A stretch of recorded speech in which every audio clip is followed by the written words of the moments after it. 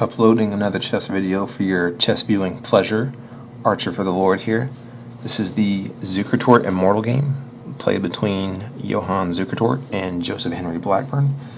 It's an excellent tactical game, and one of the things I like the best about it is that White plays kind of some unusual moves in order to get his attack going, and one or two slip-ups by Black, and that's all it takes to get a beautiful tactical position where White ends up prevailing.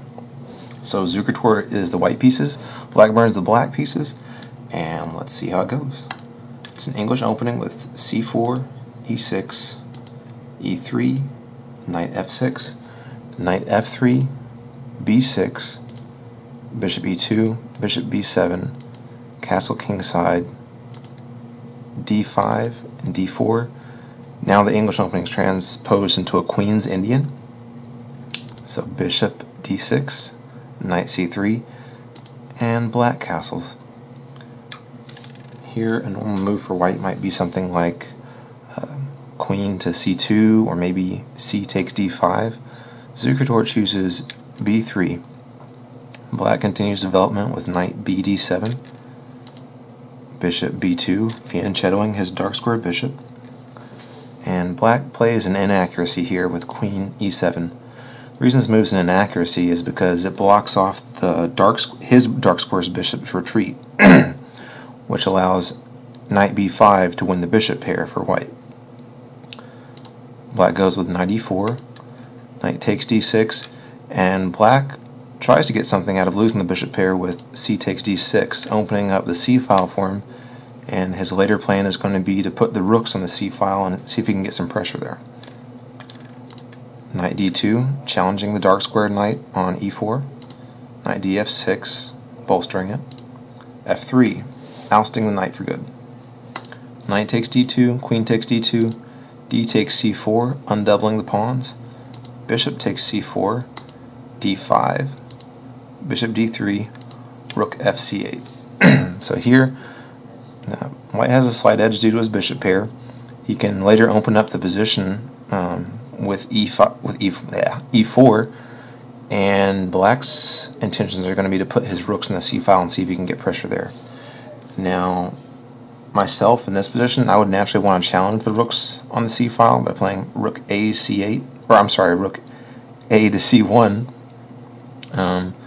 But this isn't what's played, and it's actually not even the best move either. My engine gives a4 as the best move, with the intention being that after black plays some move, to play bishop a3 and get all of his pieces on active squares. Now, the a3, f8 diagonal is very strong for him, and queen's just going to have to move out of the way.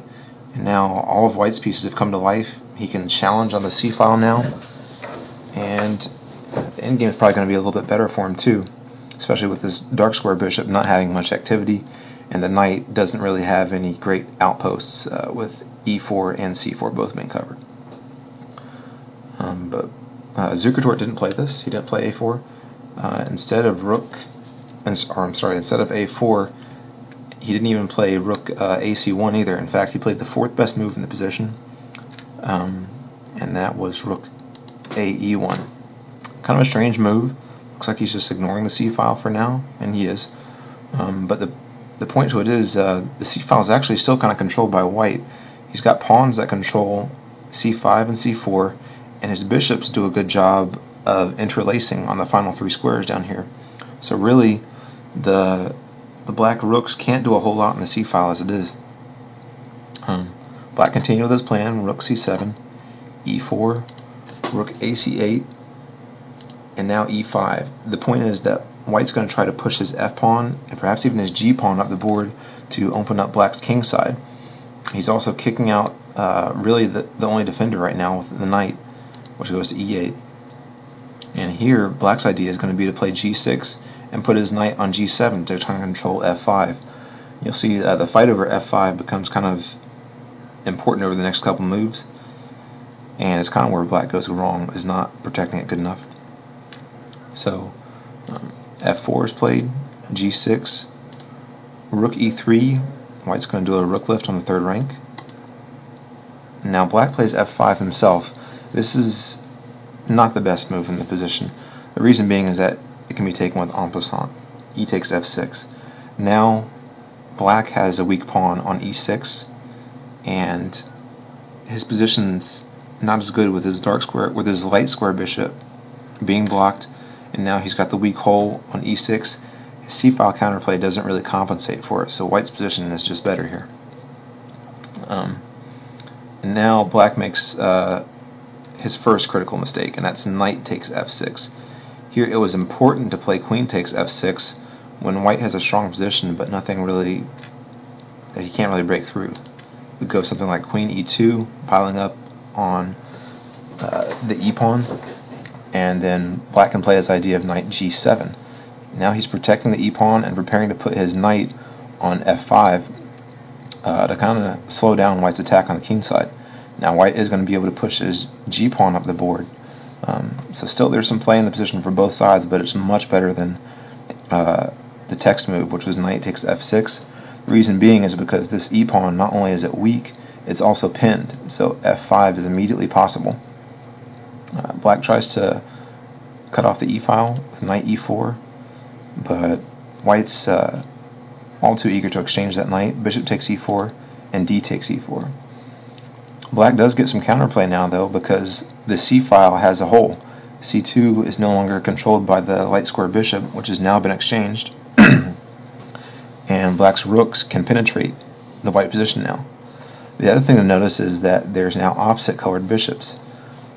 Opposite colored bishops in the endgame are drawish, but if it's in the middle game, they tend to favor the attacker because the defender can't cover those squares. You'll notice too, Zukertort's position is very primed to exploit this weakness because there's a lot of dark square holes around the king, and black's pawns are on light squares, which block his own bishop in. So already at this point, white's position is a little bit better than, I'm not going to say a slight advantage, but there's an advantage for white. After d takes e4, white just ignores the rook threat on c2 and plays f takes g6, and black plays what I consider to be his losing mistake, and that's immediately going in for rook c2. It's really hard to suggest a move here for black, though. Maybe to try to neutralize the dark square weaknesses, he could play bishop d5. This was suggested on chessgames.com, but even after this, g takes h7, king h8, and rook g3 leaves white with a much better position. All the squares around the black king are opened, and even though this bishop is temporarily being cut off in this file, white can actually forcibly open it. If black here were to play something like rook c2, queen f4, threatening to check now on this diagonal with the queen, e5 is forced, and then queen f5.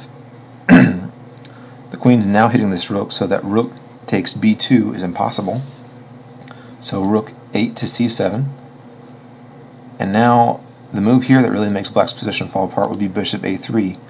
If the queen was to capture, queen takes e5 is going to lead to mate after king takes h7 and queen h5. So the queen can't take there. If, for instance, instead queen goes to f7, this also loses because now it's blocking the bishop's protection of g8. So rook g8 check, queen must give itself up, h takes g8 queen, king takes g8, and now it's a mate in 3. I wonder if you can see it here. I'll give you a couple seconds to spot it. Okay, so queen g6, king h8, rook f8 check, bishop g8, queen takes g8 mate. Okay, and obviously in this position, if black were to play something like queen g7, this is going to involve a queen sacrifice. Instead of just taking the queen immediately, my engine actually likes bishop f8 after queen takes g3, h takes g3. Houdini actually says that no matter what black move, it's a mate in 8 actually, with almost anything being answered by queen takes e5. So in this regard, we have to say that playing, instead of playing rook c2, playing bishop b5 isn't really much better.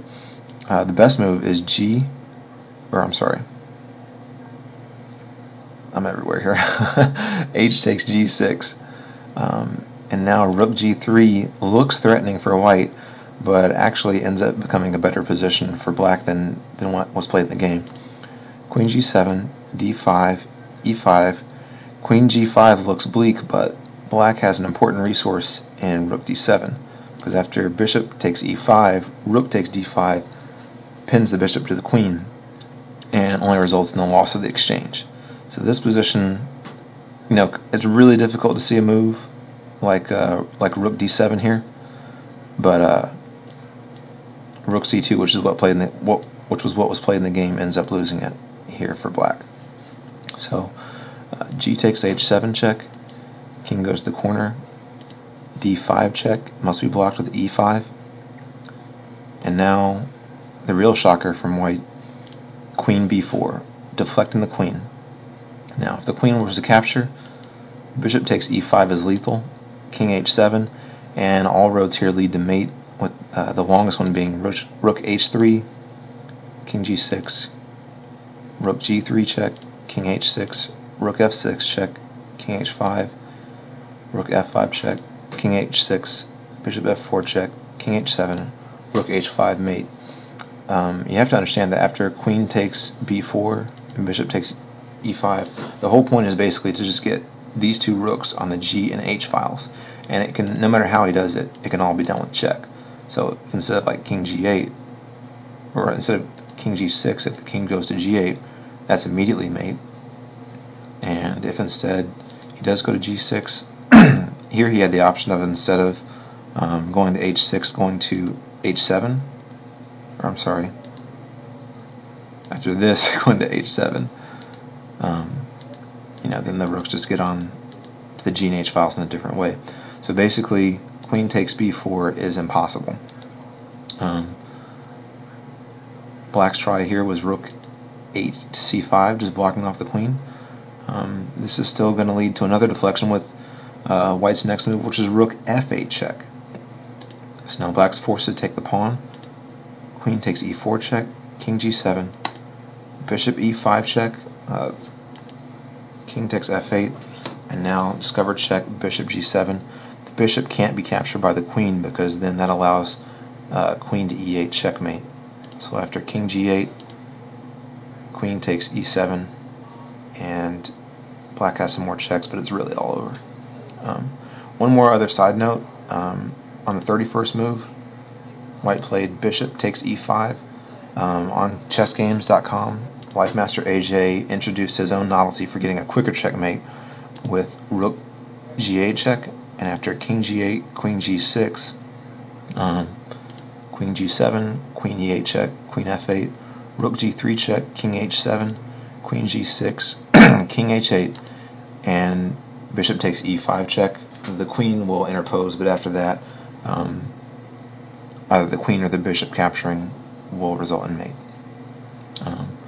So basically a great game by Zukertort, a lot of tactics in it, and really strange recapture on e6 with the knight led to the checkmate. So hope you enjoyed this, hope you got something out of it, and as always, commenting and rating are encouraged. Thank you very much.